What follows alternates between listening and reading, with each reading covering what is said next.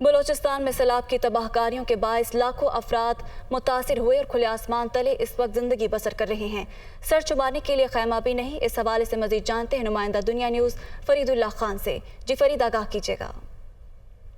जी, बलूचिस्तान में सैलाब आया, हर तरफ जो है तबाहकारियाँ दिखाई दी। सैलाब आने के बाद जो मुश्किलात है उसमें दिन ब दिन इजाफा होता जा रहा है, क्योंकि सैलाब के बाद जो मुश्किलात हैं, जो बहाली का अमल वो नहायत ही सख्त है। सैलाब की वजह से बलूचिस्तान में तकरीबन लाखों लोग जो है बेघर हुए, उनके पास जो उनके मकानात है पानी में बह गए। इसलिए उन लोगों को जो है सबसे ज़्यादा जो खैमों की ज़रूरत है, टेंट्स की ज़रूरत है। दूसरी जानिब देखने में आ रहा है कि बाज़ार में जो टेंट्स हैं उनका जो मटीरियल महंगा होने की वजह से वो टेंट भी महंगे हुए, 4000 से लेकर 15000 तक ये बिक रहे हैं। इस वक्त हमारे पास दुकानदार भी मौजूद है और जो मुखैर ज़ात खरीदने वाले वो भी मौजूद, उनसे हम बात करते हैं। जी, आप बताइए कि आप टेंट खरीदना चाहते हैं, खरीद क्यों नहीं पा रहे हैं? असल में टेंट की कीमत 20 से 25 हज़ार तक हो गई है, तो उसमें राशन दें या टेंट खरीदना, आगे सर्दी है तो इसलिए हम लोगों ने सोचा है कि टेंट को छोड़ दें, टेंट नहीं खरीदते, लोगों को राशन दे देते हैं, आटा चीनी दाल चावल दे देते हैं। हमारे पास दुकानदार मौजूद से पूछते हैं कि आया टेंट महंगी होने की वजूहत के? ये जो है सामान ऊपर से महंगा हो रहा है, कंपनी से मंगवा रहा हो वो महंगा दे रहे हैं, मगर वो उसका धागा जो है महंगा है, उसका कपड़ा थोड़ा महंगा है बस। जी, इनका ये कहना है कि